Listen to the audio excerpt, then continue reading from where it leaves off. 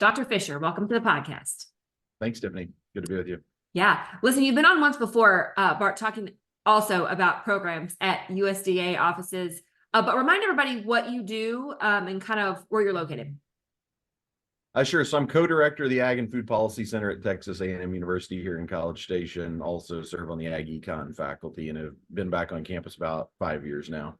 And before you came to campus, you were? Before I came to campus, I've been back and forth between College Station and DC a few times, but the last time was 8.5 years in Washington, DC, working for the House Ag Committee. Started with Chairman Lucas from Western Oklahoma as his chief economist, helped write the 2014 Farm Bill, then stayed on as chief economist and ultimately also as deputy staff director, working for Chairman Mike Conaway from Midland, Texas, in drafting and passing the 2018 Farm Bill. So when both of those were wrapped up, we headed back to Texas. Got it. Well, Bart, we have you on today because one of the things we're getting questions about from folks who've been impacted by the wildfires in the Panhandle is, are there any programs available through USDA that might be able to help them rebuild or, collect damages or whatever for the losses that they've had? And so you worked on a lot of these programs, and so I thought you were the right person to get. So I guess let's start off, Bart, because I think a lot of people, when you think of programs, especially at the FSA office, people think, well, that's for farmers, right? Row crop farmers. There actually are a lot of programs available for livestock producers as well. Yeah, no, absolutely. And that's one I confront a lot, right? I mean, and I'm a cattle guy myself, grew up on a ranch in southwestern Oklahoma, and I hear that, what do livestock guys need from Washington or want from Washington? And it's absolutely nothing other than staying out of our hair, right?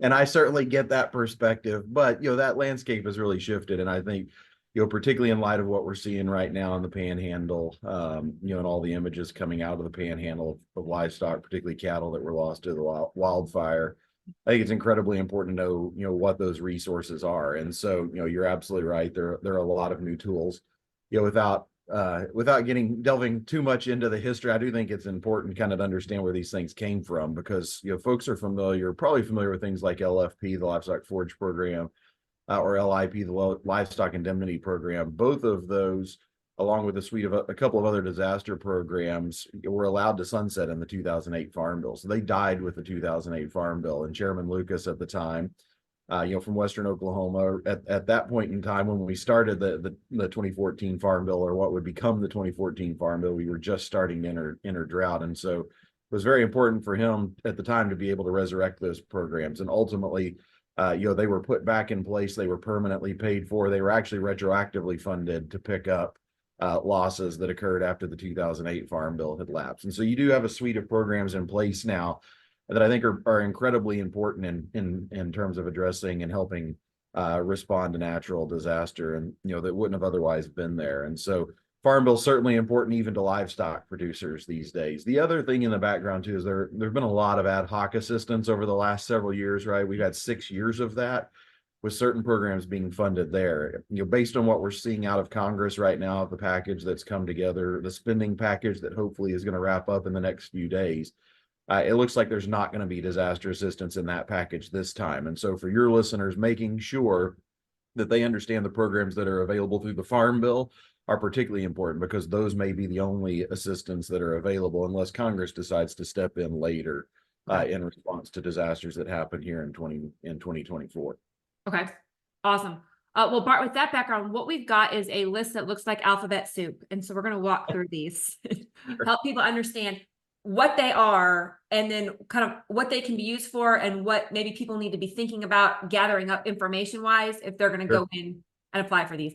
Before we jump into the list, and we'll walk through that, I think one really important thing is just take the time to go in and talk to the people at the FSA and the NRCS office in your local area. They're going to be able to help you. They're going to know and be able to help point you in the right direction.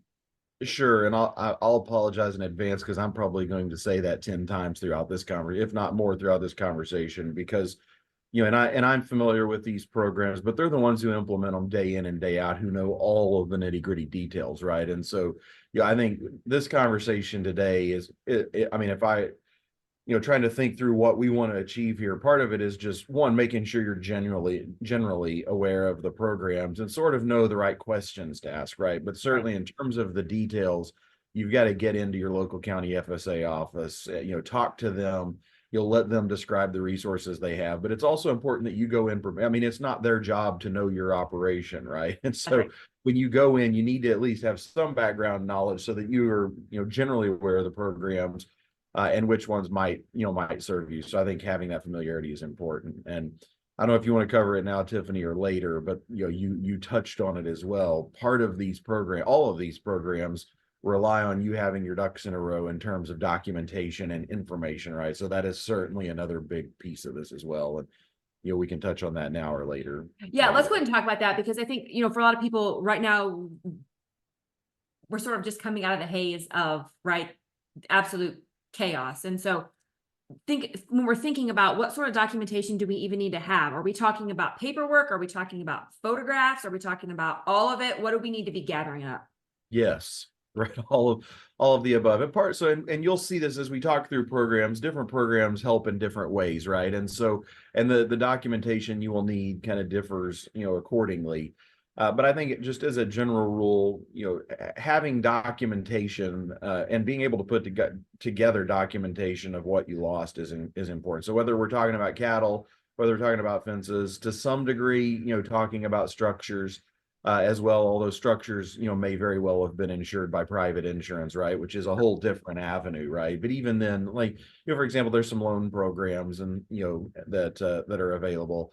And I think just being able to document that you had that asset that you lost is incredibly important. So for cattle, if you're essentially, think of it this way, you're after the fact going into the FSA trying to explain that, hey, I lost all these animals, right? And I guarantee you that county office, they want to help you, but they're also safeguarding that anybody could walk through that door and claim that they had a lot of live, animals that were killed in this fire. And guess what? The animal was destroyed, and I can't possibly prove that, right? Well, so the FSA is walking this fine line. So definitely be patient with that office too, because they're trying to do their due diligence, right, on behalf of the taxpayer. And so you're looking for things like inventory records that you've had on the operation, any sales records to show where cattle have moved. I think you can also look at things like vet records to show that you've processed X number of animals. And so it's mainly it's fairly logical, right? You're helping paint this picture of what you had in inventory on your operation. You can have other folks involved. Ultimately, I think if it comes to it, FSA will work with you on having other folks, third-party verification, that sort of thing. Photos also, I know, the images coming out of West Texas, I know are rough. But having photos, to the extent that you do have photos of animals that, that were killed, anything like that, any documentation like that can be very helpful. And here we go, your local FSA office, they're going to be the ones who can help advise you on exactly what they're looking for. But my encouragement to you would be, as you go now, start documenting. I think it goes for fences as well, fences that were burned up and lost in the fire, starting to get records there as well, and photos. Particularly if you still got, records of the fence, it's just, you're going to have to replace it. Photos can help there too. Right. Absolutely. And I think another thing important, and you kind of touched on this part, but it doesn't have to be some sort of like fancy official record. Like, I'm just thinking about my dad and the manila folder he keeps in the truck, right, when he's tagging calves. Like, absolutely. There you go. Take that in. That's a good start. Yep. If you keep an inventory, we keep an inventory record in a little binder we throw on the dash, or we stick it in the console in the feed pickup, things like that, where particularly where you've shown over time you've updated your inventory records, things like that, I think are helpful. And again, it's just, the more of that you can start pulling together, the better, because the longer you wait, the more stuff has a way of disappearing and not being able to find it. And so just set that stuff aside, make a pile, that you can eventually take into the FSA office. Okay.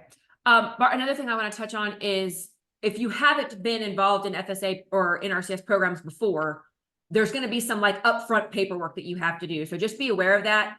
Yep. Things like you may have to certify acres. You're going to have to do what's called an AGI that talks about your average gross income to certify that it's less than $900,000 a year. Yep. There's some setup paperwork like that. Just be aware that that's coming when you go into that office kind of for the first time, in a calendar year, probably. Yeah, and very much related to that, Tiffany, too. And I haven't committed all these things, all these details to memory. And so just to be aware of as well, all these programs have deadlines, right? And so most of them, I mean, on some of these programs, it was literally you had a few weeks after the event occurred to get in that office. Now there's more flexibility, but I will tell you, I don't think there's a whole lot to be gained from, from sitting and waiting, right? Of, oh, I'll get to that. And again, I mean, if you're literally still fighting fire and doctoring, animals that were injured, like I get it. You've got other big priorities right now, but as soon as you can get into those offices, it's good to get in and let them know, just to inquire, let them know what's happened so that you can start that process, right?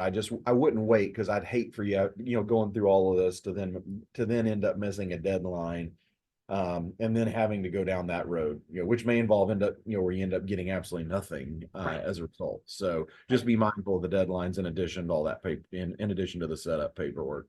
Okay. One of the podcasts, the episode that we did that I'll plug and we'll link in the show notes is we talked with Stephanie Fryer, and she used to work as a county director at an FSA office. And she talked us through kind of going in and working with the office, questions they might ask, paperwork you can expect. So if anybody wants some background on that, we've got that available as well.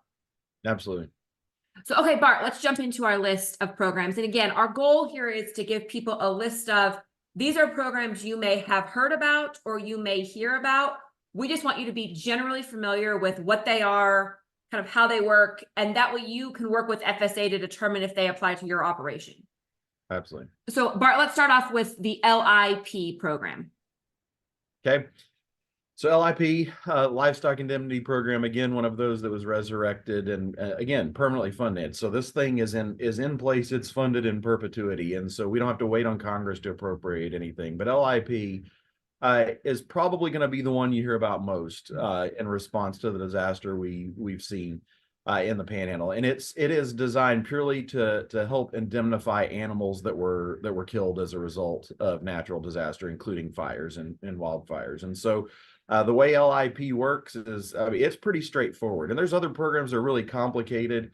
Here, this one may get frustrated because you're having to document what you lost and prove that up, but it's pretty darn straightforward. It's 75% reimbursement.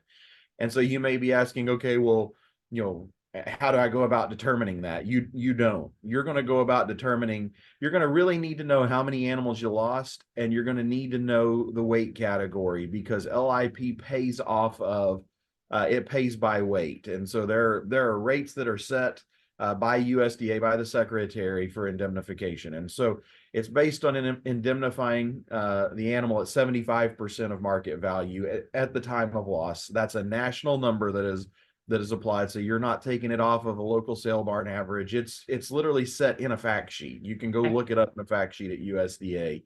I'll note in the table where they have those payment rates, they've already incorporated the 75%. So you're not getting 100%, you're getting 75%. And that rate is already reflective of that. I think the rates that I've seen, they may actually be dated. I'm not sure exactly when USDA updates them for 2024. But it gets you in the ballpark, and they'll take care of that at the FSA office. So really, you're coming up with inventory, and they're going to be able to indemnify on 75%. A couple of other key features there to be mindful of. When we had the wildfires back in 2017, and I was still on the Hill at the time, the Bipartisan Budget Act of 2018 actually made some modifications to LIP that I think were pretty important. And it was the fires at the time that helped lead to this. One is that they're no longer payment limited. LIP is no longer payment limited. And our argument was, whether you're a big rancher or small rancher, if you lose all your animals, I mean, come on, it's incredibly painful. And it's only indemnifying 75%, right? You're still on the hook for 25%. And so the payment limit was removed from LIP, which is a big change. Tiffany, you noted the AGI, that's still there. So if you're a high net worth individual, 900,000 or above average AGI, you're still going to be out, right? Congress has been considering providing flexibility there, but that's still in place. But so if you're high net worth and large, you could still get tripped up. But if you're just a big operation and you're entirely relying on it, and you don't have other income, you may be able to slide under that AGI. The other one that could be relevant too is another change in 2018 was for injured animals, right? LIP historically was just for animals that were killed. by natural disasters. Now it also includes those who are injured. And so if you had an injured animal that you end up turning around and selling at a big discount, because of the injury, Sure. you're going to be eligible for LIP on that animal, and then you just net out the proceeds from the sale barn, or wherever else you took that animal. And part of the premise there was, Congress did not want this, did not want to create this perverse incentive, right? Where you're looking at an animal that if it dies, it's worth 75% of market value. If it's injured, you're going to take some huge discount when you sell it. And so the idea was to make sure there's an incentive to take care of the animal, and that if you do end up taking a penalty because of the injury, you're still going to be eligible for LIP. You just net out those proceeds. And so, again, the FSA office can walk you through that. Fortunately, this is not that complicated of a program. It's just, but don't miss deadline. I mean, I think you've got quite a bit of time. I'm pretty sure FSA allows flexibility now where you have through the end of the year in which the damage occurred, but I would not wait. I would let them know so they can start processing and get it taken care of. Okay. And I think one thing to hit on here, which producers know this, but I had this come up in an interview I did the other day. Typically speaking, your like standard commercial cow-calf producer does not have insurance on their livestock, right? Some people have insurance, especially like if you've got a high dollar bull or if you've got high dollar donor cows or something like that, you might have insurance. The typical producer out in the countryside does not have insurance on those animals. And so this LIP program, really important, that indemnification they can receive. Absolutely. And I mean, and there's certainly a philosophical and political debate that we save for the Farm Bill, right? Of what's the appropriate blend of insurance versus, because this program is it's provided for free. You don't have to pay a premium for this. Right. But you can think of it, there's a 25% deductible essentially, right? If you lose the animal, you're taking 25% on the chin. And so you're only getting a 75% reimbursement. And so, we save those sort of debates for the Farm Bill. The reality is right now, this program is in existence. And that has been debated. And you're exactly right. That's the reason, Tiffany, because in practice, we don't see a lot of those animals being insured. And when we have one of these disasters, that's no fault of the producer, right? I mean, I've seen countless videos on social media of ranchers out there trying to save their livestock, you included, right? And so, I mean, you're doing your best to take care of the animal, and so that's one reason why. I mean, when you have a widespread disaster like this, there's also broader impacts on the community, right? If you don't rebuild, and so part of this is to help provide the indemnification so folks can reinvest in their operations and get back on their feet. Okay, got it. All right, let's shift gears a little bit. We're going to go to LFP next. And here the focus isn't on animals lost, but this is looking more at the forage that was lost.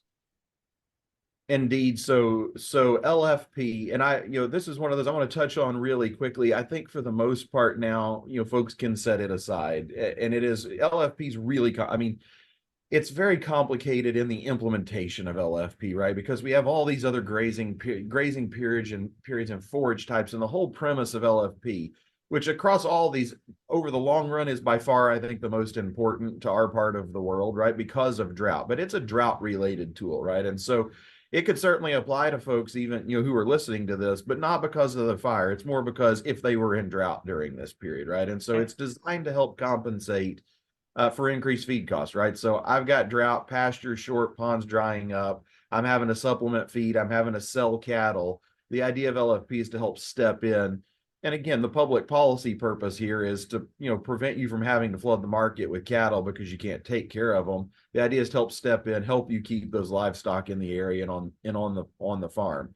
So again, if drought applies to you right now, LFP could be relevant. You'll hear LFP talked about a lot during fires. If you were to Google LFP fire, you're going to see it come up. Mm-hmm. But it's very important to note that is mainly for federally managed lands, right? So if you're a rancher out west on federally managed lands and there's a wildfire on federal land that you may have had a lease on and you're not able to get back on that grass, that is where LFP largely kicks in on fire. And so, unless I'm mistaken on this one, and I'm this is how it's been historically. It's really LFP is for drought and fire on federally managed lands. And so for us in West Texas, we're not really talking about it in that context. And so I think for today, for folks, you can certainly ask your FSA office, but it's largely going to be drought that's driving. Drought as a trigger. Yep. Got it. Okay. Bart, the next program is ELAP. So it's ELAP. So the Emergency Assistance for Livestock, Honeybees, and Farm-Raised Fish, the craziest name of any, and it doesn't even match the acronym. Doesn't back out. Exactly.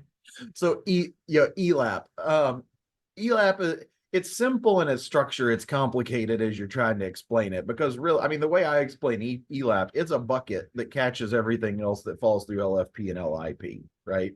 But not entirely, right? It doesn't cover everything under the sun. But the idea is, ELAP or LFP has this specific purpose we just discussed. LIP is for indemnification of animals. ELAP sort of sits under it and sort of catches the other stuff. And so it's good to be aware of it, but there's a whole lot to it. I think, if you were asking questions of the office, when you go into the FSA office, one of the areas where ELAP can be helpful in particular, and I'm not saying this is all the ways, your local office may be able to, walk through other examples, but one for you to be aware of, is on the forage side, right? There's a component of ELAP that can help indemnify on lost forage, right? And so, I mean, it seems like one of the big problems, we've encountered right now is with all the rain we had this, past year, we had a lot of fuel load, right, in West Texas. Right. And so, which also meant you had a lot of grazing available there. And so with a lot of that burned up, ELAP could potentially step in and help on some of the forage losses as well. And so I would just encourage folks to reach out to the office and talk to them about that, ask about that, about forage losses, and really and dig in on it, because there is a provision there's kind of 5-ish broad areas where ELAP can be used on the livestock side. And one of them, when I looked through it, it seems to me that's probably kind of the best one, okay, or the one that's going to be most applicable to this situation. So I would ask about it. But it also, admittedly, on the forage side, this gets very fuzzy because there's a lot of tools that help manage, on the forage side. And so just have that in the back of your mind and be aware of it. Okay. And again, go to the FSA office, ask them about this program. They may tell you this doesn't apply to you and here's why, but you at least can ask the question. And if you're told that, you can always call us too after the fact. All of our information at the Ag and Food Policy Center, we're all over, the internet, and all of our contact information. If you hear something and you're not quite sure, you can also always ask us and we can help run traps on some of those things as well. Perfect. Awesome. Okay, Bart, I have another one that I think you're going to tell me is not relevant anymore, but it's ELRP. So the Emergency Livestock Relief Program, another one you'll hear quite a bit about. This was one, I mentioned the current appropriations bills, at least by my read, don't have additional, ad hoc relief for the first time in several years. And maybe that's because we're on the cusp of working. I mean, we're working on the next farm bill right now, but ELRP really grew out of supplemental funding that was provided by the appropriators over the last couple of years. So 2020, 21, 2022 losses, if memory serves, USDA ran a couple of ELRP programs, but it was mainly implementing that supplemental disaster relief. And it was for losses, again, if memory serves, I'm pretty sure it's 2020, 21, and 2022, right? We're in 2024 right now. And so, those programs, if Congress, appropriated additional funding, then conceivably they could run ELRP again. But, by my read, there's not going to be funding available for it for 23 losses. But again, on these things, it may be something to keep a longer term eye on, because, unlike LIP and LFP that are in a farm bill and they're sitting out there ready to roll, right? All this ad hoc stuff comes after the fact, right? So at the end of this year, Congress may say, wow, we had a crazy wildfire season, we're going to provide disaster relief. And so it's not bad. I'm glad you put it, kept it on the list, Tiffany, because folks should keep it in the back of their minds. But unless Congress appropriates additional funding for it, I don't see it as an avenue for relief. It's certainly not right now. Not now. Okay. Bart, the next one's one that I was not aware of. You had to tell me about this one, the ECP. Yeah, so ECP, the Emergency Conservation Program, and conservation is in the name, but there actually are a few conservation programs not administered by NRCS. ECP administered by FSA, so you can ask your FSA office, county FSA office, about this one as well. And the whole premise there, in some ways, it's related to EQIP. Folks are familiar with the EQIP program. And they're designed to respond, like if you have a natural disaster, a flood that wipes out a terrace or a spillway, something like that, you can avail yourselves of these programs to help restore your conservation structures. But what is another what is another measure that's included in all of those programs? Fences, right? We use fencing. A lot of guys have used EQIP over time for building fencing, and so ECP is available for helping rebuild fences, and so that's another one. And it's largely on a cost share. There's now there's flexibility on actually taking an advance on that too. So if you're needing to go buy supplies, there's a way to get an advance. If you don't have the cash sitting around to be able to do that, you can get an advance on those as well. So Okay. yet another one as a broken record. It's not to go through all the ins and outs. It's mainly to say, hey, this is there. ECP is there, can help rebuild fences, gates, that sort of thing. And so be mindful of that too. Scratch that down on your list as you're going into the FSA office if you had fences destroyed. And admittedly, I mean, the lens I'm looking through right now is primarily for the livestock guy in West Texas, right? And so, this one, is one of those that would apply specifically, to ranches that have lost fences. You can inquire about that as well.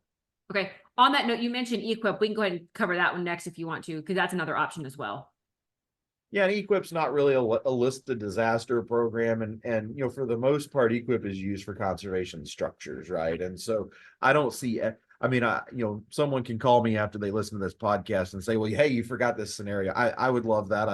I love learning where I've got blind spots or messed up, but for the most part, I don't see a whole lot of utility here. The other thing on EQIP is it's significantly oversubscribed, right? It's very popular. Yeah. And so there's usually enough funding available in EQIP. There's a lot of funding in EQIP, but it is usually enough to satisfy about half of the applications, right? And so, I look at EQIP less so as a disaster program. It's not really a disaster program. It's more kind of a long-term investment in conservation structures, and certainly it can be used to restore things that have been damaged. I don't want to imply that it can. It certainly can. But I don't see as much direct utility here. But again, someone can call me or email me after they listen to this and tell me where I was wrong. So. Okay, got it. Two more emergency programs we're going to hit on. One of them is the emergency loan program that's available. Yeah, and so I mean, this one is a little more open-ended, right? I mean, it is the name sort of gives it away, right? I mean, it's a loan program that's made available to help folks who were harmed by natural disaster. And so that's also something to keep in mind. I'm pretty sure, right? So USDA will publish the rates. You can also get those from the county office. I think right now the rate on the emergency loan is in the neighborhood of 3.75. I think it's sub 4% right now. And so given where rates are at the moment, that might be a tool. I mean, the challenge with that is it's a loan, right? A loan. Yeah. You're paying it back, right? And so it's not, this is not some grant to help you rebuild and so on and so forth. It's a loan. It's a loan that requires collateral. It's a loan that's typically repaid fairly short term. If there's not some real estate connection to it, I mean, on the real estate side, those loans can stretch a little bit longer, but they tend to be fairly short loans, right? And so, but if you find yourself needing access to capital, certainly you've got a bunch of private, you have private options available to you, right? So, through the banking system, through the farm credit system, certainly both of those are great resources to utilize. But you also have the emergency loan program sitting there that you could inquire about with the office. There's also limits on how much you can borrow through that. I mean, they're not trivial limits. I mean, there's still significant limits. So just be mindful of it, that could be a tool that you can utilize if needed. Okay, got it. And then the last thing I want to mention is emergency haying or grazing of CRP acres. Yeah, so that's another one that over time, we've debated a lot. There are certainly, I mean, part of this debate is always, on CRP, right? We have, the grass there for conservation reasons. There's also a habitat component for wildlife and all of that, right? So this is always, a somewhat sensitive topic. We're not worrying about the politics of the policy today. The reality is there can be flexibility for emergency haying and grazing on CRP. Another one where there's some local input as well. And so, that I can't declare from College Station what your options are, right? Because it's very situation specific and it varies across the country, and it depends on where you are in the growing season and how much forage is still available out there. But that is also one for both haying and grazing. And more flexibility has been provided over time, right? For that. The challenge is, I mean, where you're talking about, 1,000,000+ acres, you may not have any forage in your area right now, right? Depending on, on where you are.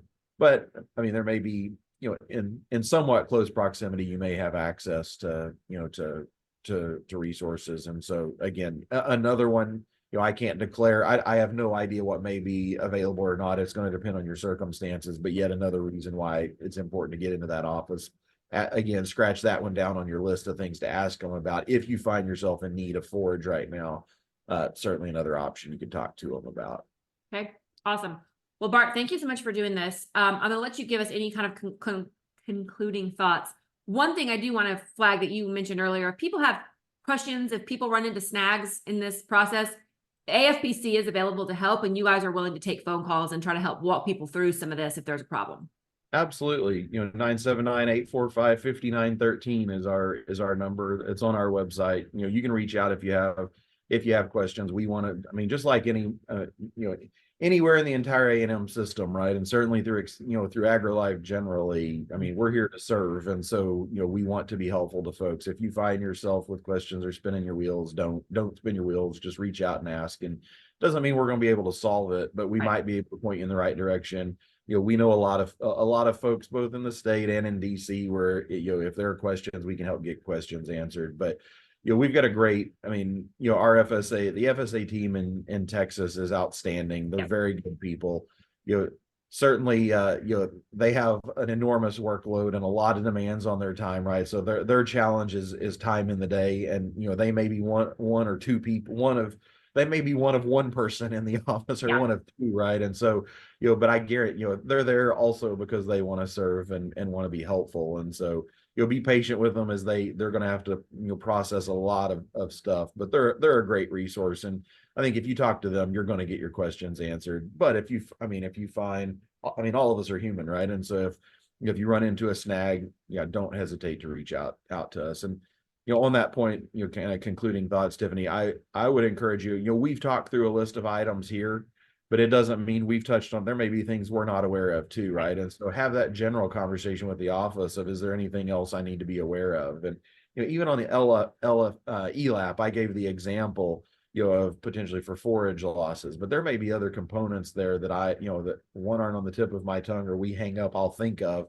You can ask the office, are there any other resources in ELAP I should be thinking about? And they may have found a way to provide some flexibility within that program, right? The department does have lots of flexibility. And so no substitute for getting in, go ahead and start, compiling records. When you see it, set it aside, keep it. If you're out and about, the best tool you have at your disposal is sitting in your pocket or strapped to your hip in the form of a cell phone, right? You can take pictures as you go.